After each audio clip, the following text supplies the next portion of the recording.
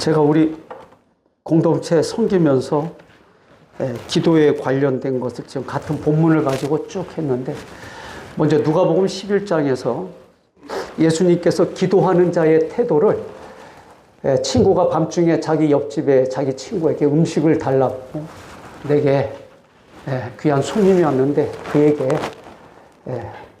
밥을 먹여야 될 텐데 우리 집에 음식이 없어서 자기 옆집 벗에게 요청했는데 벗이 우리 자녀들에게 이제 다 잠을 자기 때문에 내줄 수 없다고 그랬는데, 옆집 친구가 계속해서 조르는 것 때문에, 소위 간청하는 것 때문에 그 음식을 줬다라고 얘기하면서 다 같이 따라했습니다. 구하라, 찾으라, 두들기라. 그래야면 하나님 아버지께서 제일 좋은 것 주신다. 그게 무엇입니까? 성령을 주신다 그랬습니다. 그러니까 하나님 아버지는 구하는 자에게, 찾는 자에게, 두들기는 자에게 반드시 차선의 것이 아니라 최고의 것을 주신다는 겁니다. 그래서 구하고 찾고 두들기는 전형적인 참 귀하고 훌륭한 그 모습이 있는데, 오늘 함께 마태복음 15장에 읽은 이 수로보니게 여인은 우리 주님께 구하고 찾고 두들기는 아주 전형적인 아주 귀한 모습을 보입니다. 어떻게 구해야 될 것이냐, 어떻게 찾아야 될 것이냐, 어떻게 두들겨야 될 것이냐. 예수님은 이 여인을 통해서 어떻게 응답하시는지, 근데 맨 마지막 절에 예수님께서 의미심장한 말씀하십니다. 이 여인에 대해서 큰 믿음이다 그럽니다. 큰 믿음. 한번 따라할까요? 큰 믿음. 자, 졸지 마시고 눈 감지 마시고 절 쳐다보세요. 눈 감지 마시고. 자, 눈이 자꾸 감기신 분은 저 뒤에 가서 서서 이렇게 들으시기 바랍니다. 우리 인원이 많으면 한두 번 눈 감고 조시는 건 괜찮은데, 우리 조촐하게 앉아 계신데 막 이렇게 눈 감고 계시면 제 눈에 자꾸 들어와요. 그럼 제 마음이 막 분산됩니다. 저분 어떻게 깨워드릴까? 우리 모두 큰 믿음 가져야 되는데 자꾸 이렇게. 자, 조금 큰 소리로 따라하겠습니다. 여자여, 내 믿음이 크도다. 성경에서는요, 세 가지를 늘 하라 그랬습니다. 몇 가지요? 세 가지. 제 목소리가 높여지는 거는 우리 청년이 지금 눈 감고 또 주무시고 계시려고 지금 폼 잡고 있어서. 눈 뜨세요, 눈 떠. 자, 눈 감으면 그 다음에 졸음이 와요. 목 숙여지면 그 다음부터 이 뇌에서 알파파가 나와가지고 깊은 수면으로 들어가게 한답니다. 가끔 피곤해서 이렇게 졸을 수 있는데 매 주일마다 이거 하시는 분은 습관된 거예요. 좋은 습관 아닙니다. 그분은 저 뒤에 가가지고 이렇게 팔 들고 이렇게 설교 드리죠. 왔다 갔다 하면서. 제가 운전하면서 제가 습관적인 졸음 운전인데, 졸음이 오면 제가 한숨 이렇게 들어요. 이렇게 들고 이렇게 운전. 왜 손 드냐? 손 들면 심장에서 피를 일로 보내기 위해서 심장이 박동이 빨라집니다. 박동이 빨라지면 졸음 운전할 때 피가 머리로도 잘 가요. 그래서 손을 듭니다. 그러니까 이게 벌 주는 게 아니에요. 이건 다 나를 위해서 하는 겁니다. 조는 것보다 뒤에 가서 손 들고 서 있는 게 훨씬 좋습니다. 세 가지. 첫째, 복 있는 사람은 하나님 말씀을 즐거워하여 주야로 묵상하는 자예요. 항상성입니다. 둘째, 기도를 어떻게 하라고요? 쉬지 말고 하라 그랬습니다. 이 두 가지는 항상성이에요. 세 번째가 있습니다. 무엇일까요? 성경을 읽고 기도만 항상 하면 안 됩니다. 이것 때문에 하는 거예요. 세 번째 때문에. 마태복음 5장에 너희의 착한 행실을 통해서 하나님 아버지께 영광 돌리게 하라. 우리가 성경 읽고 기도하는 것은 하나님의 자녀답게 살아가는데, 자녀답게 살아가는 성격이 뭐냐? 세상 가운데서 착한 삶을 사는 거예요. 제일 착한 삶은 무엇이냐? 예수 자랑, 예수 증거하는 거, 전도하는 거, 선교하는 거. 때를 얻든지 못 얻든지 복음을 증거하는 삶. 이 세 가지가 우리 신앙인의, 기독교인의 항상성이에요. 한번 따라하겠습니다. 말씀을 묵상하고, 기도를 하고, 주의 말씀을 순종한다. 그것은 전도하는 거예요. 내 삶을 통해서 예수가 자랑되고 예수가 나타나게 하는 겁니다. 이 세 가지가 내 삶 가운데 늘 항상적으로 나타나야 돼요. 그래서 한마디로 이 세 가지를 딱 정의하면 뭐냐?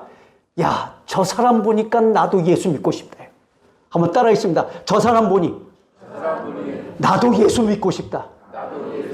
안수 집사님 하시겠습니다. 우리 자녀가 우리 아버지 보니 나도 예수 믿고 싶다. 시작. 자신이 없으시. 예. 안수 집사님만 하세요. 안수 집사님.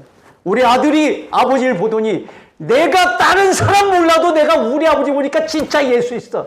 이렇게 돼야 돼요. 예, 우리 권사님들은요, 손자 손녀들이 우리 할머니 보니까 진짜 예수 있고 하나님 있다니까. 나는 본 적도 없어. 근데 우리 할머니는 진짜야. 이게 예수 사람이에요. 자, 신앙생활 한 지 10년 넘으신 분 손 드세요. 10년. 손 드세요. 10년. 번쩍 드세요. 10년 넘으신 분들. 자, 이분들이 자기 주변한테 당신 같으니 나도 예수 믿고 싶다라는 얘기 못 들으셨으면 오늘 점심 금식하십니다. 내리세요. 내리세요. 예, 금식까지 오늘 뭐 나가서 드신댔죠? 그 금식하고 저녁 많이 드셔야 돼요. 10년. 우리 신학교 3년 공부가 예수님 제자들이 3년 동안 동고동락한 기간이래요. 학교 갔더니 그렇게 얘기하시더라고요. 교수님께서. 그러니까 여러분들이 3년 동안 배우는 거 절반도 못 미쳐, 여러분. 예수님은 제자들 3년을 동고동락했습니다. 먹고 자고. 예수님의 일거수일투족을 다 봤어요, 제자들은. 우리 신학교 낮에 가서 저녁에 들어옵니다. 그거 갖고는 안 된다는 거예요. 10년은 투자라는 거예요, 10년. 그러니까 우리 성도님들도 10년 동안 이제 교회 생활을 했었으면 예수 냄새가 나야 돼요. 근데 안 나면 뭐가 문제잖아요. 그러니까 날려면 어떻게 됩니까? 딴 거 없어요. 말씀이 내 안에 차야 돼, 말씀이. 진리가 내 안에 차야 돼요. 그러니까 9월달부터 하지 마시고 지금부터 하세요, 집에서 혼자라도. 9월달 땡 쳐가지고 하면 힘들어요. 미리 예비 운동을 미리 하세요, 미리. 제가 부산 가서 배웠던 거는 성경을 그냥 읽고 외치고 암송하고. 목사님 한 분은 시편만 맨날 읽으라니까, 시편만. 어떤 목사님은 로마서만 줄창 읽으래요. 어떤 목사님은 짧은 구절이라도 그냥 예수님 사랑합니다, 예수님 사랑합니다 한다는 거예요.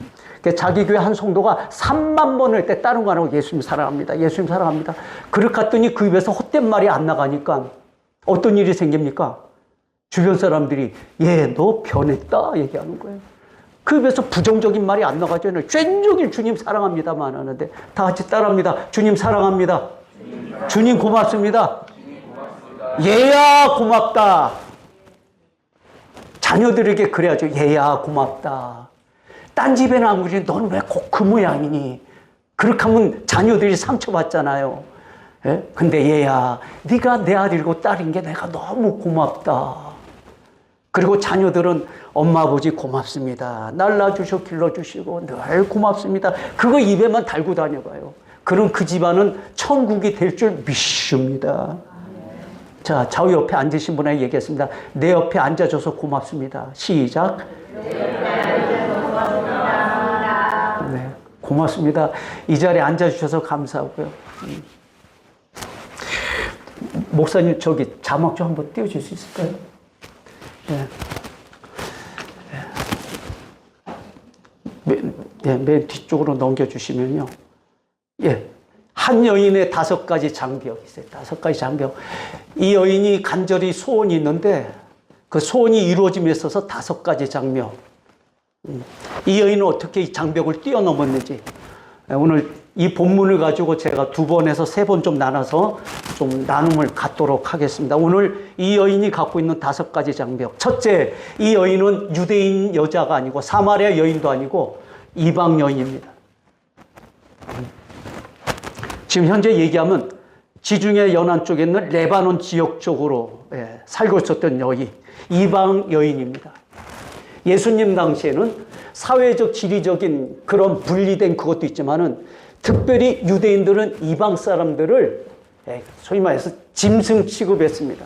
왜냐하면 그들은 먹는 걸 자기들 멋대로 먹었기 때문에 하나님께서는 이미 레위기를 통해서 먹어야 될 육식동물들을 규정해 놨어요. 잡식동물은 못 먹게 하고 소위 되새김질하는 것들만 먹게 하고 초식동물만 먹게 했습니다. 그 다음에 내장이나 기타, 기름은 못 먹게 했습니다. 오직 단백질만 먹게 했어요. 그러나 유대를 떠난 사람들은 잡식 식사입니다. 그 더러운 내장도 먹고 간도 먹고 우리나라는 다 먹습니다. 다 먹어. 그러니까 유대인들이 볼 때는 이거는 완전히 사람이 아니라 이건 짐승들이에요. 그래서 개 취급하는 거죠. 개는 골라지 않고 다 먹으니까. 근데 그것을 누가 하냐? 유대 지방 넘어 있는 이방 사람들이 다 하는 거예요. 저 유대인들 유별나다 이거야. 식생활이 있어가지고 고기만 먹어. 그것도 초식동물만. 그것도 소, 양, 낙타 이런 종류만 먹는 거죠. 나머지는 안 먹습니다. 거기다가 이방신을 섬기면서 깨끗하지 못한 그 종교 생활합니다. 그러니까 유대인들은 그 주변 사람들하고 교류도 안 갖고 그 땅도 안 밟으려고 하는 거죠. 그러니까 이방 사람들이 알아요. 근데 이 여인은 이방 여인인데 자기 지역에 오신 예수님의 소식을 듣고는 예수님께 나왔습니다.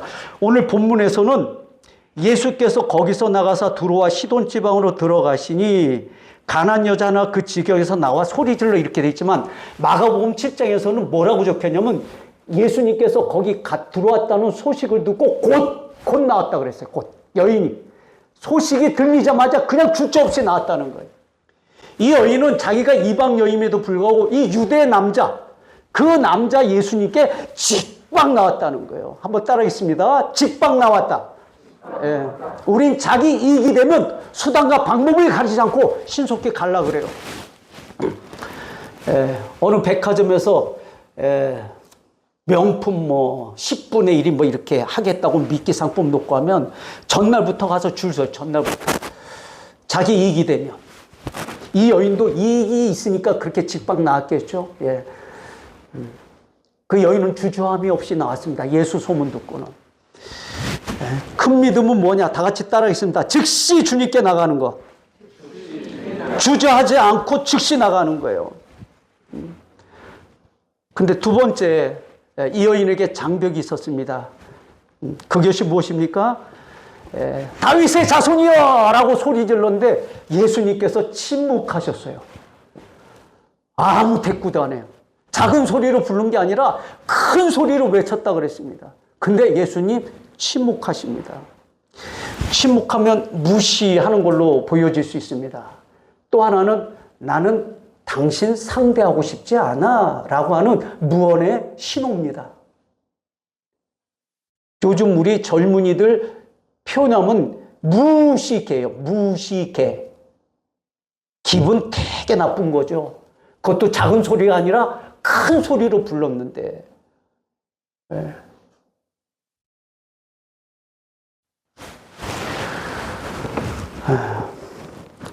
우리 예찬이가 시합하는 거 보니까 소리 지르더라고요. 예? 선수들이 서로. 거기다가 하키 딱 들어가 막 신호 보내고, 나 여기 있으니까 보내래. 신호 보내래. 근데 적절한 데 보고 딱 보내줘야 되는데, 거기 보내주면 되는데 안 보내주고, 딴 데 보내주면 이제 열받는 거지, 이제. 예? 그리고는 왜 나 무시했어? 내가 일로 보내라고 소리 질렀잖아. 예. 근데 우리 예수님께서 유감스럽게도 아무 말도 안 하셨대요. 아무 말도. 23절에 예수는 한 말씀도 대답했대요. 한 말씀도. 완전 침묵이에요. 기분 얼마나 나쁘겠습니까? 다윗의 자손이요. 내 딸이 흉악한 귀신 들려온다. 자기 가족의 창피한 부분을 많은 사람들에서 소리를 질렀는데도 불구하고 예수님은 듣고는 한 말씀도 안 해요.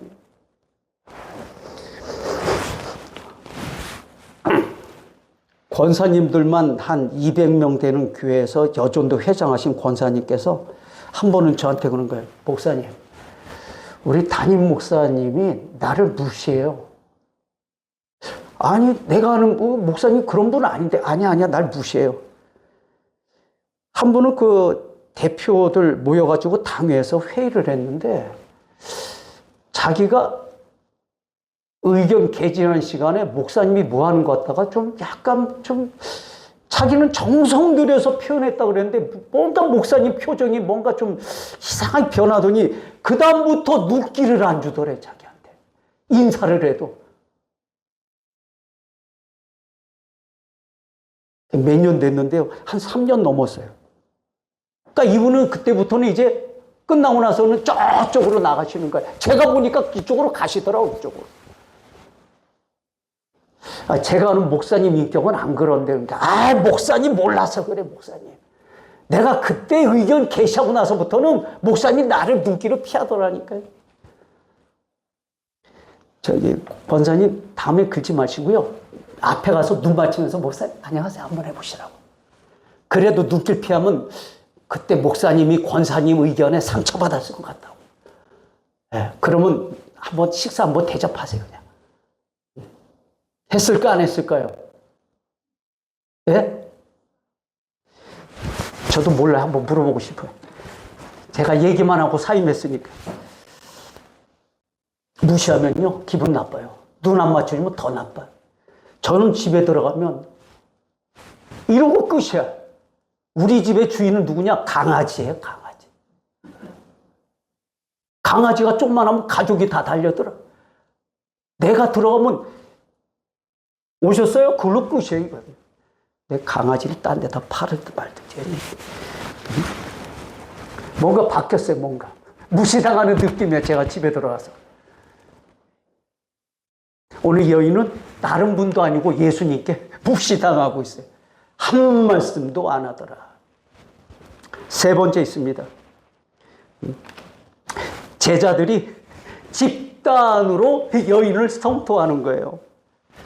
23절, 예수는 한 말씀도 대답하지 아니하시니 제자들이 와서 청하여 말하되. 청했어요. 그 여자가 우리 뒤에서 소리를 지르니 그를 보내소서. 참 남자들도 주책바가지야. 예? 그 여자가 그렇게 애처롭게 다시 귀신 들렸다고 좀 고쳐달라고 하면, 예수님 저 여인 불쌍하지 않습니까? 좀 고쳐주세요. 선생님 고치신 전문가 아닙니까? 좀 이렇게 얘기할 수 있는데 이게 아니라 청하여 빨리 보내라고 얘기하는 거예요. 요즘 말로 집단 왕따 시키는 거예요. 따돌림 시키는 거예요. 비협조적인 것입니다. 아마 이방 여인이기 때문에 그런지도 몰라도 지금 제자들이 비협조적입니다. 이렇게 집단으로 자기에 대해서 반대적인 의견을 개진하면 대체적으로 일반 사람들은 다 그 기세에 꺾여가지고 물러섭니다.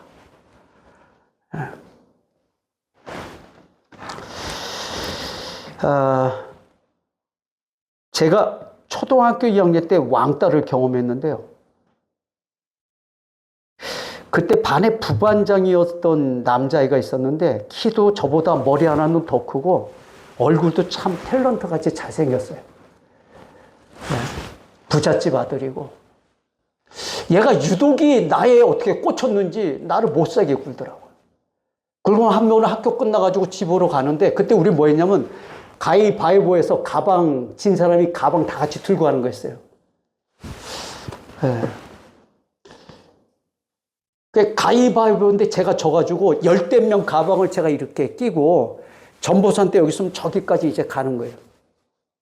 그래서 제가 지고 이렇게 가는데 그 다음에 다시 가위바위보 하기 전에 이 부반장이가 딴 애들 다 자기 쪽으로 모이게 해가지고 뭐 쑥쑥 하더라고요. 그래갖고 이제 가위바위보인데 제가 이겼어요. 이겼더니 없는 걸로 하는 거예요. 그러더니 자기들끼리 와 웃는데 그 초등학교 2학년이지만 그 뭔가 형용할 수 없는 뭔가 막 이게 뭐가 우르르 올라오는 거예요. 그게 아마 왕따당한 소외당한 그 느낌이었던 것 같아요. 그러고 나서 이 친구가 계속 저를 괴롭히는 거예요. 그러다 안 돼가지고 집에 가고 엄마한테 울면서 얘기했더니 저희 어머니가 제 형한테 뭐라고 얘기했는지 제 형이 그때 이제 5학년이었거든요. 5학년인데 형이 제 있는 교실로 와가지고 걔 불러가지고 좀 오라고. 그래갖고 뭐라고 쏙떡했더니 그다음부터 이제 저하고 이제 저한테 또 터치하더라고요. 그러나 이 친구는 초등학교 2학년, 3학년, 4학년, 5학년 내내 저한테 시선을 주지 않았어요. 근데 그게 제 안에 꽤 상처되더라고요. 누구에게가 무시당하고 누구에게가 뭔가 소외당했다는 그게. 저 친구가 나를 무척 깔봤구나라고 하는 그게 그 초등학교 어린 시절에 있는데 이게 처리 안 되면요. 여기 안에서 가시가 막 나옵니다, 이게. 빨리 그 가시를 제거했는데 안 되면 가시가 바깥으로 나와요. 나오게 되면 어떤 일이 생기냐? 고슴도치가 돼버려. 그러니까 조용하면 옆에 사람들이 가까이 못하고 성격이 나쁘고 거칠으면 이거 가지고 사방 돌아다니면서 다른 사람들 이제 찌르는 거예요. 예. 어찌부턴가 우리 사회에 묻지마 살인 있잖아요. 묻지마 폭행. 자기 안에 뭔가 상처를 너무 키운 건데 이제는 자기가 그걸 주체할 수 없으니까 이유도 없이 찔러버리고 이유도 없이 때리는 거예요. 이게. 제가 예수님이 좋은 이유는 예수님께서 제 그 상처를 만져주셨어요. 그리고 치유해 주셨어요. 그래서 그 친구 잘생긴 얼굴 아직도 떠올라요. 이름은 잊어버렸는데 제가 그 친구 아주 뭐 1년에 한두 번 어떻게 성경 읽다가 그런 유사한 내용을 접하게 되면 그 친구가 이렇게 툭 떠오르는데 제가 다 같이 따라하겠습니다. 뭐 그럴 수도 있지. 예, 어릴 적에 뭐 그럴 수도 있지. 예, 이렇게 하니까 이게 툭 없어지는 거예요. 가시가. 길에서 한번 만나기만 해봐라. 내가 조직의 쓴맛을 보여주겠다. 그 묵상하면 망가지는 거죠. 누가 망가집니까? 그렇게 묵상하는 자가 망가지는 거예요. 심령이 피폐해지는 거고. 근데 예수님께서 어릴 적에 뭐 누구나 그럴 수 있지. 근데 그 2학년 때 기억이 제가 초등학교 1학년부터 6학년까지 가장 안 좋은 게 2학년 때 담임 선생님이 저한테도 그랬어요. 저한테. 근데 그 원인이 누구한테 있냐? 저한테 있어요. 한 반에 그때 한 80명, 90명이 되는데 선생님이 2명을 일러 세우더라고요. 2명을. 저하고 1명을 딱 일러 세웠는데 질문 던짐이 너희도 오늘 세수하고 왔어? 그냥 와서 물은 거예요. 근데 저는 세수하고 왔거든요. 근데 제가 봤던 그 학생은 얼굴이 너무 지저분해. 제가 봐도. 그래서 선생님이 우리 둘이 일으키더니 학교 올 때는 세수하고 오는 거래요. 나가서 세수하고 오라 그래요. 근데 가서 걔 얼굴 쳐다보니까 정말 지저분하더라고요. 근데 둘이 같이 세수하는데 그 얼굴이 그 얼굴이에요. 왜냐? 피부가 그런 거 어떻게 피부가. 제 얼굴이 엄청 검했거든요. 제 별명이 깜치였어요. 껌둥이. 그러니까 껌둥이가 안만 닦아봤자 껌둥이지 뭘. 세수는 했는데 피부가 검은 걸 어떻게 해. 근데 그게 또 상처예요. 선생님이 나를 일으켜서 그러니까 부반장이 나를 우습게 본 거예요. 제가 보니까. 애들도 그렇고. 자, 이 어린 시절 지나간 것들은 괜찮은데 이 여인한테는 이거는 치명타예요. 치명타. 근데 그 다음이 걸작이에요. 제자들이 예수님께 청하여 저 여인 시끄러우니까 좀 보내십시오라고 했더니 예수님이 아주 완고하게 얘기하십니다. 다 같이 24절 함께 있습니다. 예수께서 대답하여 이르시되 나는 이스라엘 집에 잃어버린 양 외에는 다른 데로 보내심을 받지 아니하였노라. 난 저 여자하고 상관없어. 저 여자는 이방 여인이고 나는 이스라엘 집에 잃어버린 양 하나님의 백성들한테만은 나는 관계 맺지. 나는 대놓고 노. 당신하고 나하고 관계 안 맺겠다는 거예요. 당신의 요청에 나는 응답 안 하겠다는 거예요. 어떠세요? 이렇게 이런 음성을 직접적으로 들으면 이건 좌절하는 거죠. 이거는.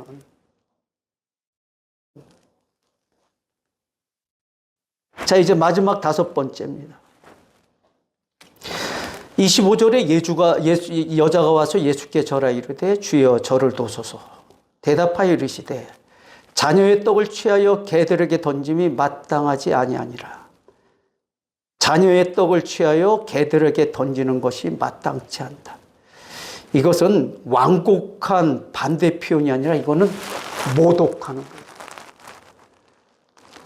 여인을 개로 비유해가지고 아니 이 여인은 유대인들이 자기 주변에 있는 이방 사람들을 개 취급한다는 걸 이미 알고 있습니다. 이 여인의 표현이 길잖아요. 27절에 여자여 이르되 주여 올수이다마나 당신 맞습니다. 개들도 제 주인의 상에서 떨어지는 부스러기 목나이다. 이 비유하는 것을 이 여인도 알고 있어요. 자, 근데 일반적으로 생각해 보면 자기를 지금 개한테 비유한다면 그거 들은 사람은 어떻게 했을까요? 암만 해도 그렇지. 어떻게 비유할 게 따로 있지? 나를 개로 취급해? 내가 그래도 당신이 인격 믿고 왔는데 말이야. 어떻게 나한테 이럴 수가 있어? 안 고쳐주면 말지. 개가 뭐야, 개가. 라고 얘기할 수 있어요. 근데 여인은 이 5가지 이 장벽을 다 뛰어넘습니다. 그 이유는 첫째, 다윗의 자손이란 예수님에 대한 그 신실한 믿음은 그대로 변함이 없어요. 이분은 틀림없이 고쳐주실 분이다. 이 확신. 우리가 이 세상의 그 어떤 것도 다 신뢰하면 안 됩니다. 신뢰할 수도 없고요. 세상은 변합니다. 환율이 뭐 올라가고 내려가고. 정치하는 분들이 대통령 되기 전에는 이렇게 하겠습니다 공약하고 들어와서는 딴 말하고. 사람이라는 게 참 그래요. 세상도 변하고요. 여기저기서 지진 나고 난리에 난리. 40도, 38도. 세상도 사람이 변덕스러운지 막 난리예요. 그러나 이 한 분만큼은 변함이 없어야 돼요. 히브리서 12장에 말씀하듯이 예수는, 다 같이 따라하겠습니다. 예수는 어제나 오늘이나 영원토록 동일하신 분입니다. 우리 이거 믿고 사셔야 됩니다. 근데 지금 여인은 그 예수를 어쨌든 믿은 거예요. 어디서 살았는데요? 이방 지역에 살았는데 예수님에 대한 어떤 소문은 들었을 것입니다. 그 소문 속에 신뢰를 하는 것입니다. 큰 믿음은 뭐냐? 당신은 틀림없이 구하고 찾고 두들기면 들어주시는 분입니다라는 그 신뢰 갖고 있기 때문에 이 5가지 장벽을 그냥 다 뚫고 가버리는 거예요. 그래서 큰 믿음이라고 얘기합니다. 그 다음에 또 하나. 이게 우리가 기도하는 자들이 이 마음을 가져야 되는데, 이 어머니는 딸의 문제를 자기 문제로 지금 여기 있어요. 이거 심리학적으로 자기 동의시라고 그래요. 분명히 딸의 문제인데 나 문제, 내 문제. 내 딸이 흉악한 귀신에 들렸습니다 하면서 나를 불쌍히 여겨달라 그랬어요. 내 딸을 불쌍히 여겨달라 하냐? 나를 불쌍히 여겨달라. 다 같이 우리 부모님 하겠습니다. 나를 불쌍히 여겨주십시오. 우리 자식이 속썩여요. 얘 좀 불쌍히 여겨주세요. 그것도 뭐 기도가 될 수 있는데 자녀 문제를 내 문제로 여겨서 나를 불쌍히 여달라고 그래요. 그리고 25절에도 보면요. 여자가 예수께 와서 이르되 주여 저를 도우소서 얘기하고 있어요. 내 딸을 도우소서가 아니라 저를 도우소서. 철저하게 자기 딸의 문제를 자기 동의실에서 내 문제로 여기고 주 앞에 나가는 거예요. 마태복음 5장에 예수님께서 팔복 중에 긍휼히 여기는 자는 긍휼히 여김을 받을 것이다 그랬습니다. 딸에 대해서 긍휼히 여기는, 그러니까 딸에 대한 아픔을 내 아픔으로 여기고 그 아픔을 갖고 나가는 거예요. 예수님께서 딸의 문제를 긍휼히 여기는 이 어미 마음을 알고 있습니다. 그러니까 우리가 기도할 때, 누군가를 기도할 때 그의 마음, 그의 아픔을 내 아픔으로 여겨달라고. 일반적으로 자녀에 대한 아픔은 나의 아픔으로들 가지세요. 근데 한 다리 건너, 한 치 건너, 두 치 얘기하는데 이게 교회 공동체 안에서 문제 생기면 이 적절한지 모르겠는데 어저께 갑자기 연락이 왔는데 제가 개척할 때 많이 도와주셨던 집사님이 계신데 그 집사님이 갑자기 돌아가셨다는 거예요. 깜짝 놀랐습니다. 그래서 장례식장 아내하고 가려고 시간 조율하고 있는데 한 2시간 있다 다시 전화 왔어요. 전화 왔더니 목사님, 그 집사님이 돌아가신 게 아니라 그 집사님 남편이 돌아가셨대요. 근데 그 다음 얘기가 중요해요. 내가 평소에 이 집사님하고 내 속내를 잘 내놓고 얘기하고 해갔는데 이분이 갑자기 돌아가셨다니까 난 너무 당혹스러운데 다행히 그 집사님이 아니라 남편이 죽었다니까 한시름 났어요. 이렇게 하는 거예요. 한시름 났다는 거예요. 자기 속내를 터놓을 수 있는 그 집사님이 자기 옆에 살고 있다니까. 이거 긍휼히 여기는 게 아니에요. 이거 자기 중심이에요.